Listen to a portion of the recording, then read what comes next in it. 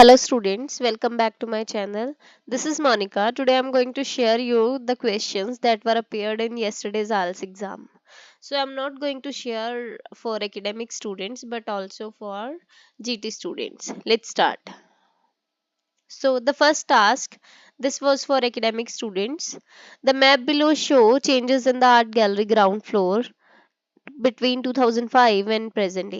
ये आपका जो टास्क वन का टास्क था जो कल आया था, ये उसका सैंपल आंसर है। अगर आप सैंपल आंसर गो थ्रू करना चाहते हो, आप एक बार सैंपल आंसर भी देख सकते हो। और आप एक बात देखना कि जो आपको टास्क आ रहे हैं ना अभी, वो पुराने सारे ईयर्स में से आ रहे हैं। तो आप एक बार अगर पुराने सारे टास्क रिव्यू कर लेते हो जो एग्जाम्स में आए हुए हैं पुराने सालों पिछले सालों में, है ना, तो आई गेस आपके लिए वो बेनिफिशियल रहेगा। चलो टास्क वन तो आप कर ही लेते हो, है ना, क्योंकि 6-7 टाइप के ही हैं हमारे पास, बट टास्क टू में कुछ भी स्टेटमेंट आ सकती है। सो इसके लिए अगर आप पुराने वाले टास्क जैसे जो कैम्ब्रिज में थे ना, कैम्ब्रिज की बुक्स में, वो गो थ्रू कर लो तो that would be more than enough. So अभी ये इसका सैंपल आंसर है। आप इससे एक बार देख सकते हो कि आप कैसे लिख सकते हो। सो ये था आपका टास्क टू।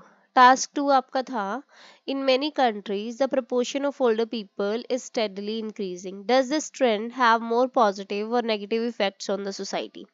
अभी क्या है कि कुछ कंट्रीज में ना जो प्रपोर्शन है ओल्डर पीपल हैं, जो उनका प्रपोर्शन इंक्रीज हो रहा है धीरे धीरे, तो इस डेवलपमेंट के क्या ज्यादा पॉजिटिव है और नेगेटिव इफेक्ट्स हैं सोसाइटी पे। आपको सोसाइटी पे बताने हैं। अभी कई बार ऐसे होता है ना, सोसाइटी और इंडिविजुअल, फिर आपको दोनों का बताना होता है। अभी आपने सोसाइटी पे बताने हैं कि क्या है इसके पॉजिटिव और नेगेटिव्स हैं। ये भी बताना है कि ज्यादा क्या है, मतलब पॉजिटिव्स हैं कि नेगेटिव्स हैं। जैसे आपको do the advantages outweigh the disadvantage task आता है, वैसा ही आया ये।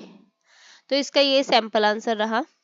सो सैंपल आपको राइटिंग टास्क में बेसिकली क्या करना होता है, सबसे पहले पैराफ्रेजिंग, आफ्टर दैट अपना ओपिनियन देते हो और थीसिस लाइन होती है। फिर आपका ये पार्ट वन हो गया, मीन्स आपका फर्स्ट पैराग्राफ, सॉरी, ये आपका पार्ट टू हो गया, मीन्स बॉडी पैराग्राफ टू हो गया, और ये कंक्लूजन हो गया। इससे आप थोड़े से आइडियाज ले सकते हो। मैंने सैंपल आंसर इसीलिए शेयर किया है कि आपको थोड़ा आइडिया हो जाए कि, क्योंकि क्या करते हैं कि कुछ बच्चे टास्क देखने के बाद उसको स्किप कर देते हैं। तो आप इसको एक बार गो थ्रू कर लेना। एंड देन आपकी जो रीडिंग आई थी एकेडमिक स्टूडेंट्स की, पार्ट वन में थे ट्रू फॉल्स और ब्लैंक्स। पार्ट टू जो मतलब आपका पैसेज टू था, पैसेज टू में आपको क्वेश्चन टाइप आया था विच पैराग्राफ कंटेन द इंफॉर्मेशन। जब भी आपको ये पैराग्राफ आता है, तो अगर आप ये पैराग्राफ पहले करते हो, फिर तो आपके बाकी वाले क्वेश्चंस भी सॉल्व हो जाएंगे। वो करना क्वाइट इजी रहेगा, क्योंकि आपने सारी लाइंस पढ़नी पड़ेंगी आपको, है ना, थोड़ी प्रॉपर रीडिंग करनी पड़ेगी, फिर ये आपको इसके आंसर्स मिलेंगे। तो बाकी वाले क्वेश्चंस इजी हो जाएंगे अगर आप इसको पहले करते हो, बट इट्स ओके अगर आप इसको लास्ट में करते हो, क्योंकि ये थोड़ा सा टाइम कंज्यूमिंग होता है ना टास्क। एंड जो थर्ड पैसेज था उसमें आपको मैचिंग आए थे और एमसीक्यूज आए थे। जो रीडिंग का लेवल था ना, वो क्वाइट इजी था, इतनी ज्यादा डिफिकल्ट रीडिंग नहीं आई थी इस बार। मतलब बच्चे आराम से 7-7+ स्कोर्स कर सकते हैं अपनी रीडिंग में। अभी जो नेक्स्ट आया था अपना लिसनिंग, सब बच्चों को ज्यादातर डिफिकल्ट क्या लगता है, लिसनिंग का टास्क लगता है, सॉरी मैप का टास्क लगता है। तो मैप तो इसमें आया ही नहीं है आपको लिसनिंग में। सो जो पार्ट वन था, as usual one word blanks थी, मतलब एक वर्ड आना था उनका। और पार्ट टू में आपको एमसीक्यूज आए थे, मैप नहीं आया था। पार्ट थ्री में एमसीक्यूज आए थे और मैचिंग आई थी। पार्ट फोर में अगेन वही आपके जो वन वर्ड आंसर्स रहते हैं ना, तो ये क्वाइट इजी है। ये आपके 20 मार्क्स पक्के होते हैं अगर आप प्रॉपरली इनको कर रहे हो। तो इनमें से आप अच्छे स्कोर कर सकते हो, क्योंकि मैप नहीं आया था, बहुत सारे बच्चे मैप में ही कंफ्यूज हो जाते हैं। तो ये रहा आपका एकेडमिक का, मतलब जो जो आपको एकेडमिक में। अभी मेरे पास रीडिंग एंड लिसनिंग के पैसेजेस के नेम नहीं है। अगर आप थोड़ा सा नेम्स शेयर कर दो जिन बच्चों ने एग्जाम दिया है, तो बाकी बच्चों के लिए थोड़ा सा ना बेनिफिशियल हो जाएगा। आप अपने आंसर्स भी मेंशन कर सकते हो कि आप क्या आंसर्स लिख के आए हो वहां पे, सो दैट कि बाकी बच्चे मैच कर पाए। देखो होता तो कुछ नहीं है, बट ऐसा है कि जैसे 1 वीक के लिए बच्चे थोड़ा टेंशन में रहते हैं, तो एक दो आंसर एक दूसरे के साथ मैच कर गया, चलो ये होता है कि हमारी आंसर सही है। Okay, let's move to the task, GT task. अभी हम मूव कर रहे हैं जीटी टास्क पे। जीटी में आपको जो फर्स्ट लेटर आया था वो था, you recently attended a seminar that you found very useful. यहाँ पे किसी प्रोडक्ट के रिलेटेड था ये, ठीक है। तो अपनी अभी आपने जो ऑर्गेनाइजर था उसको लेटर लिखना है, in your letter.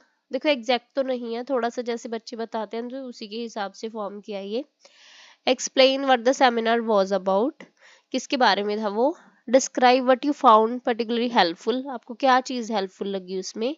Suggest any improvement for future seminars, तो कोई आपको इम्प्रूवमेंट के कैसे कंडक्ट किए जाएं सेमिनार्स ऑर्गेनाइज किए जाएं, तो आप उसके लिए कुछ इम्प्रूवमेंट्स बता सकते हो। ये था अभी जीटी का टास्क 2।